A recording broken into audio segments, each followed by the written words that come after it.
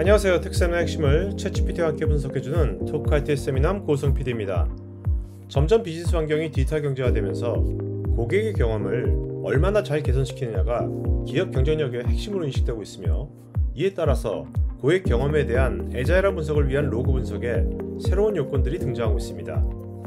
이번 세미남에서는 사스 기반의 차세대 로그 분석 솔루션인 수모로직을 중심으로 새롭게 등장한 로그 분석의 이슈들을 어떻게 해결할 수 있는지를 알아보겠습니다. 가뜩이나 분석할 데이터가 증가하고 있는데, 요즘같이 AI가 확산되면서 분석할 로그는 기하급수적으로 폭증할 것이고, 이를 얼마나 가성비 좋으면서도 애자일하게 처리할 수 있느냐가 관건일 것입니다. 기존 시스템이 대개 어떻게 되겠냐면, 일단 이 앞단이 로그를 보내는 곳입니다. 그래서 서버에서 보내기도 하고요, 또는 시스로그나 기타 소스에서 로그를 보냅니다.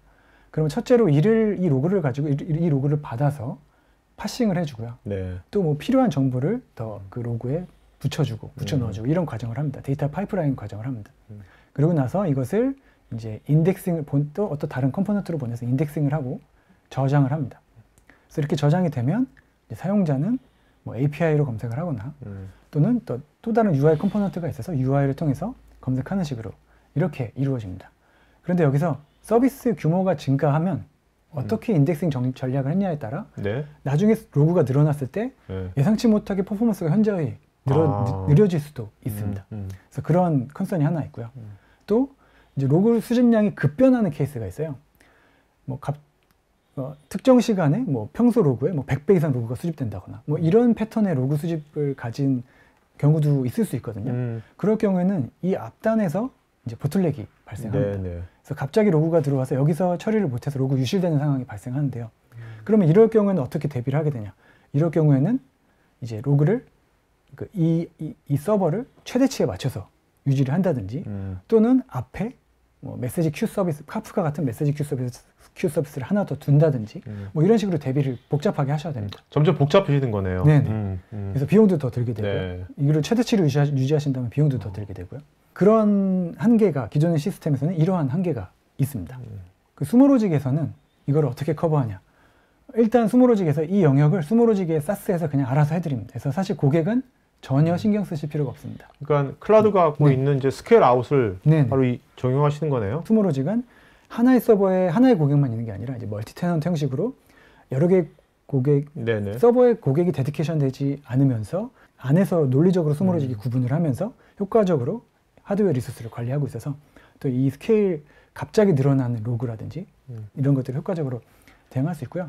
또 효과적인 인덱싱 방식을 사용합니다. 그래서 8K 타입의 이제 데이터 포맷 타입을 사용을 하는데요. 이것은 이제 예전에 수모로직은 이제 루스인을 사용을 했다가 이제 지금은 이제 8K 타입으로 사용하면서 전에 이제 압축률 4배에서 현재 16배까지 올리면서 파일 사이즈를 줄여서 이제 퍼포먼스를 더 올리고, 또 이제 8K 타입이 컬럼 형식의 데이터 스토리지 포맷입니다. 그러니까 열 베이스로 딱 이제 다 수집을 하잖아요. 인덱싱을 하잖아요. 그게 아니라 컬럼 베이스로? 네, 맞습니다. 그래서 동일한 유형의 파일을 동일한 컬럼으로 두면서 거기서 또 한 번 더 압축률을 올리고 어떤 인덱싱 효과를 가져오는 검색이 되게 빨라지겠네요. 그죠? 네, 맞습니다.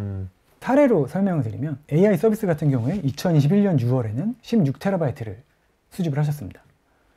하루 평균 16TB 수집하셨습니다. 2022년 6월에는 33TB 수집하셨습니다.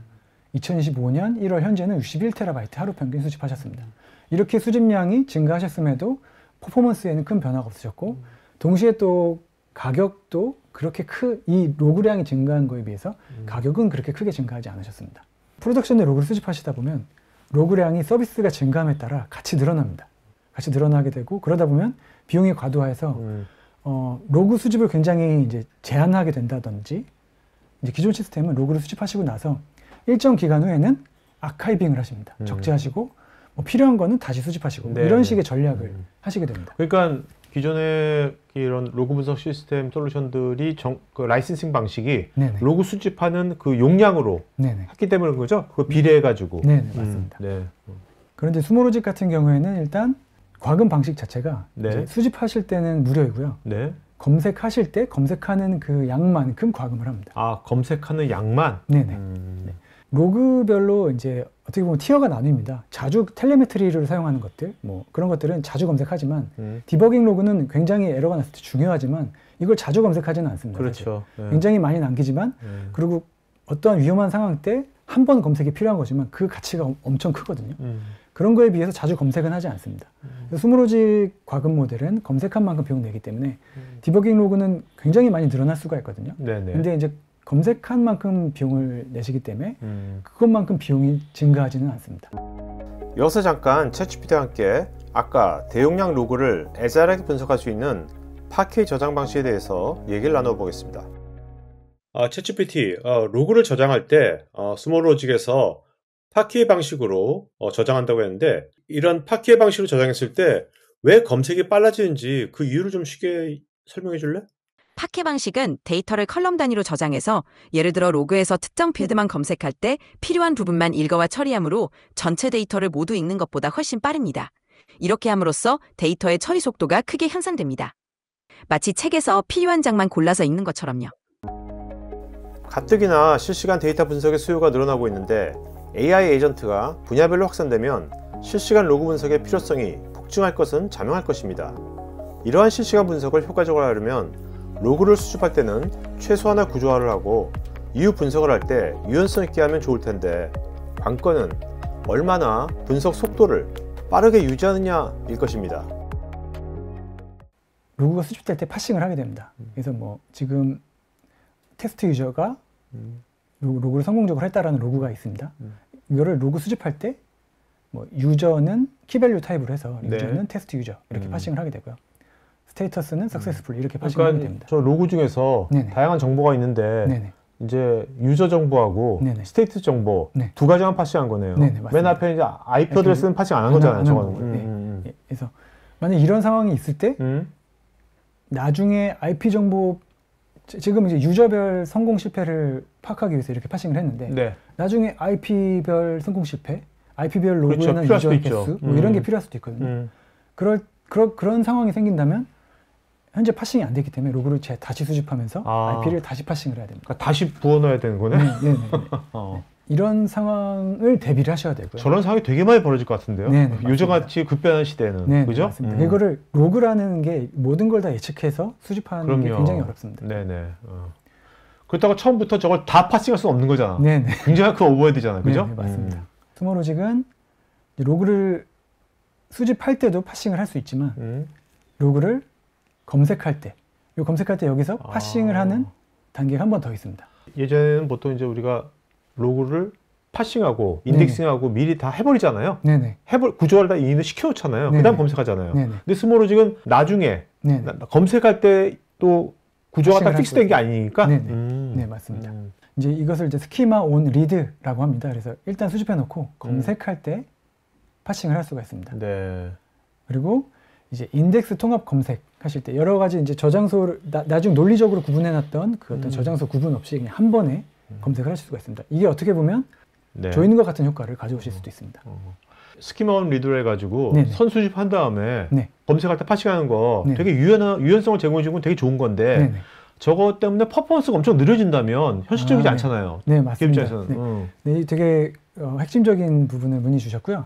사실 이 영역에서 아무래도 파싱을 하는 과정이 있기 때문에 퍼포먼스, 이게 없는 것보다는 퍼포먼스가 더 느립니다. 그렇겠죠. 그런데 이것이 사용자가 사용하기에 불편함을 줄 만큼 그러니까 참을 만큼은 느려지진 않습니다. 오케이. 억세토벌할 수준이다? 네, 맞습니다. 그것보다 드리는 편의가 훨씬 더 많고요.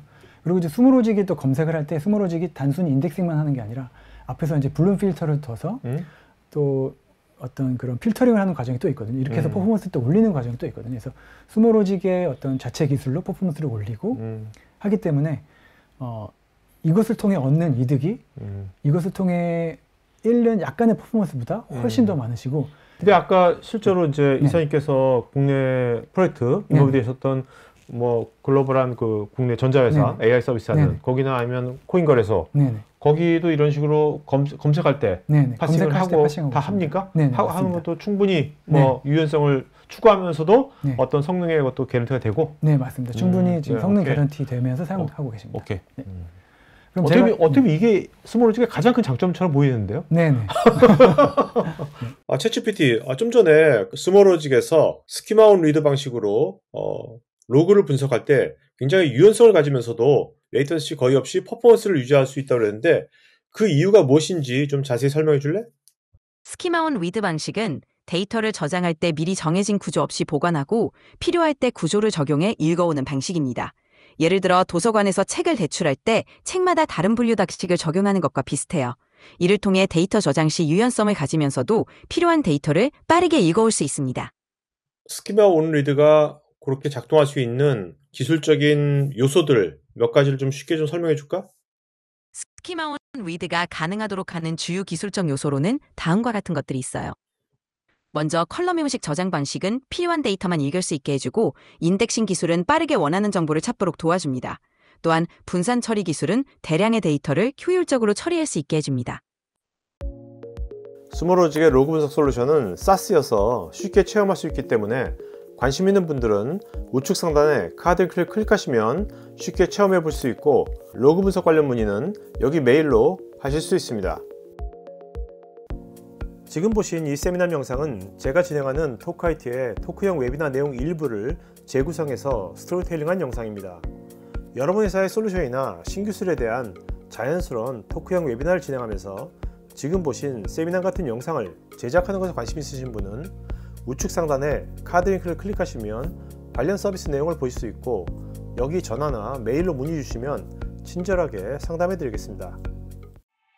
테크 전문 채널 토크IT에서는 데이터 저장, 분석, 보호 관련 다양한 전문가들과 언제든지 상담하고 소통할 수 있는 구해줘 데이터란 공간이 있습니다. 구글에서 한글로 토크IT 치시거나 우측 상단에 링크를 클릭하시면 됩니다. 여러분의 좋아요와 구독은 컨텐츠 제작에 큰 힘이 됩니다.